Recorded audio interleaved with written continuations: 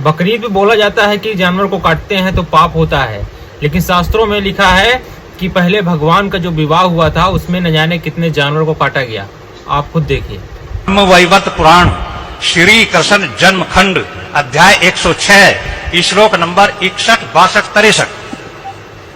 उसमें क्या लिखा कि जिस दिन श्री कृष्ण का विवाह रुक्मणी के साथ में हुआ तो रुक्मणी के बाप ने बारात को दावत देने के लिए 1 लाख गाय काटी, 2 लाख खरगोश काटे, 3 लाख कछुए काटे, 4 लाख हिरण काटे, 5 लाख कस्तूरी वाले हिरण, 6 लाख नील गाय, 7 लाख बकरे, 8 लाख मेंढे।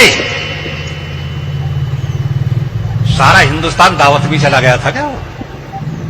सभी अंधभक्तों पाखंडियों को इस वीडियो को शेयर करिए।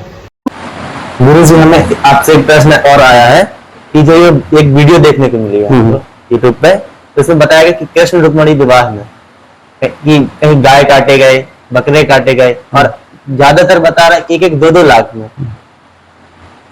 तो क्या ये सही? वीडियो दिखाते हैं। वीडियो बकरीद में बोला जाता है कि जानवर को काटते हैं तो पाप होता है, लेकिन शास्त्रों में लिखा है कि पहले भगवान का जो विवाह हुआ था उसमें न जाने कितने जानवर को काटा गया। आप खुद देखिए। ब्रह्मवैवर्त पुराण श्री कृष्ण जन्म खंड अध्याय 106 श्लोक नंबर 61, 62, 63।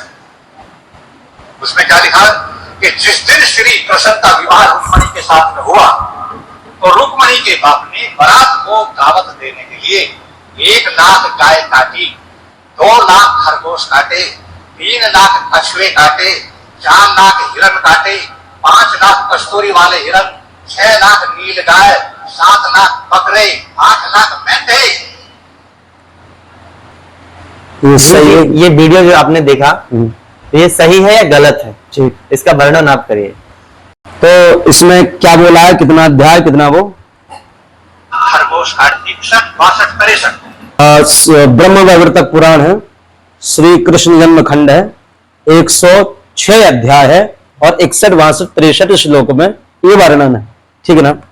अब हमारी ये प्रार्थना है सभी से कि कहे हुए वक्तव्य को कम मानो, हम सब खुद शास्त्र खोलें, हम सब खुद शास्त्रों को पढ़ें, नहीं तो इनके जैसे कटुए, इनके जैसे पाकिस्तानियों की औलादें, अंग्रेजों की औलादें, जो कि साधु के वेश में बैठ करके कालनेमी जो है, ये कालनेमी है, तो केवल साधु जैसा वेश बना ली। जैसे हनुमान जी गए थे तो बना ली बड़ी बड़ी कुटिया, राम नाम का कीर्तन। तो इनने क्या किया है कि साधु का वेश धारण कर रखा, और इसके ऊपर एक और है, कोई डॉक्टर है, कोई कश्यप है शायद, ये कश्यप। ये भी इनका कहना यह है कि मतलब ईद पर बकरे काटे जा रहे हैं तो इनको दिक्कत है हम लोगों को, और जब श्री कृष्ण परमात्मा है उनके विवाह में गौएं काटी जा रही, ऐसा कहीं वर्णन नहीं है। तो हम सब खुद बैठे हैं। अब देखो ये क्या है, इसने कहा कि ब्रह्मवैवर्तक पुराण, ओके, और 106 अध्याय श्री कृष्ण जन्म खंड और 61, 62, 63 अध्याय। ठीक है ना?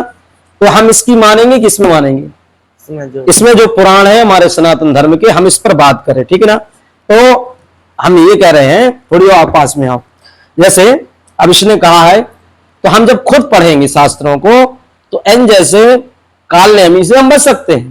जैसे रामपाल बाबा है तो उसकी भी अनेक्शन ऑफ वीडियो है, तो हम खुद देखते हैं। ठीक है ना?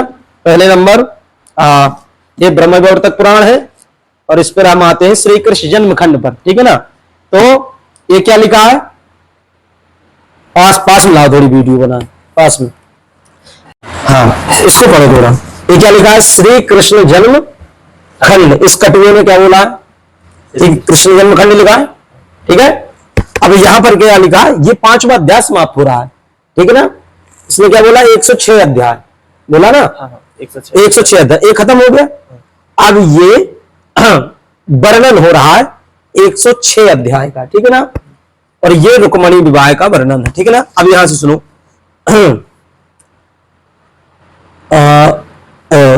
ब्रह्मवैवर्तक पुराण जो है भगवान श्री कृष्ण के ऊपर है। ठीक है? नारायण और नारद का संवाद ब्रह्मवैवर्तक पुराण में है। ठीक है ना?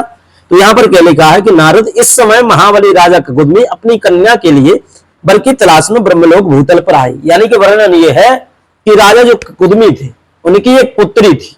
ठीक है ना? जिनका नाम था रेवती। संसार में उनको कोई राजा नहीं मिला, संसार में उनको कोई राजा नहीं मिला, वर के योग, तो वो सीधे ब्रह्मलोक चले गए। ब्रह्मलोक जाने के बाद ब्रह्मा जी ने उनसे कहा कि श्री कृष्ण भगवान ने अवतार लिया, उनके बड़े भाई बलराम है, तो उनसे विवाह आप कर दो, ठीक है ना। अब यहां पर देखो,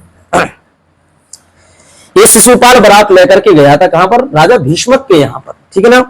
एक भी वर्णन इसमें, एक भी वर्णन नहीं है यहां पर। इन्होंने क्या ले लिया है, इसका अर्थ लिया जैसे कन्यादान के लिए, ठीक है ना। जो राजा ककुदमी थे उन्होंने कन्यादान के लिए क्या किया, राजा ने लाखों लाखों हाथी घोड़े रत्न भूषण मणि रत्न करोड़ों स्वर्ण मुद्रा जमाता को दहेज में दी। अब यहां पर कोई कटा शब्द है कि गाय को काटा, घोड़े को काटा या किसी को काटा, लिखा है क्या? यहां तो वर के लिए जो दहेज दिया जाता है वो दिया है, ठीक है ना। इसके आगे ये पत्नी आदि सब आई थी विवाह में, उसका वर्णन, ठीक है ना।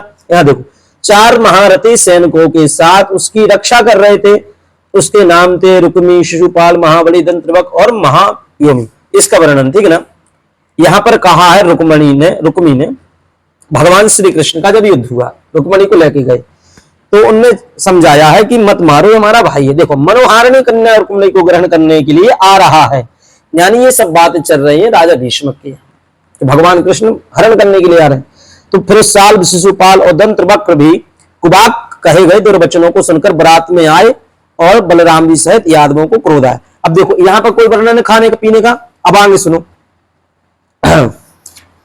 यहां भी कोई वर्णन नहीं है कि ऐसा कुछ हो, ठीक है ना। यहां सुनो, भगवान श्री कृष्ण जब पधारे हैं राजा भीष्मक यहां, तो वो कैसे हैं, सुंदर करोड़ों कामदेवों को भी नष्ट करने वाले, करोड़ों कामदेव भी उनके सामने कुछ नहीं है, ठीक है ना।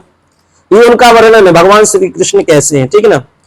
और यहां पर उन्होंने देवताओं ब्राह्मणों को, अब देखो यहां पर देखो, उन्होंने वहां आकर देवताओं तथा ब्राह्मणों को, समस्त प्राणियों को प्रणाम किया, उन सबको अमृतोपम पक्ष सामग्रियों से परिपूर्ण यथा योग वासस्थान दिया, ठीक है ना। यहां गाय काटने का तो बकरा वो है ही नहीं है, तो वहां रात दिन दीयताम मतलब देते रहो देते रहो देते रहो। फिर देखो, फिर सुबह उठ करके उन्होंने मूर्ति की प्राण प्रतिष्ठा करी, देखो श्रीहरि की मूर्ति प्राण प्रतिष्ठा की, ठीक है ना।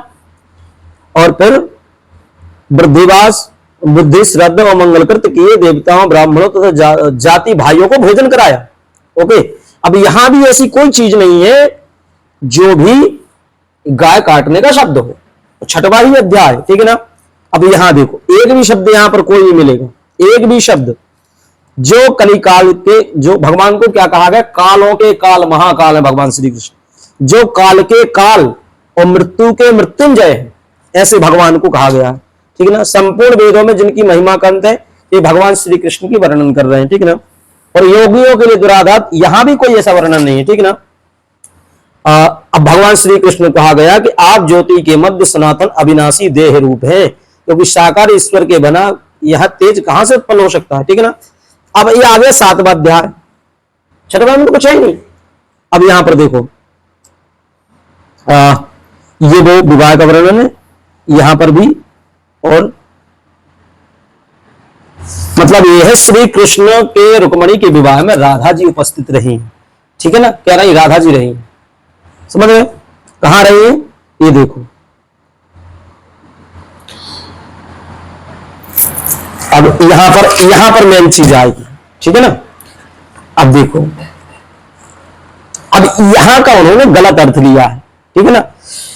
पुत्र वधू को रथ पर चढ़ाया, इस अवसर पर राजा भीष्मक ने अपने जमाता को दहेज देने लगे, जिसे कहते हैं ना भगवान श्री कृष्ण भगा लाए थे।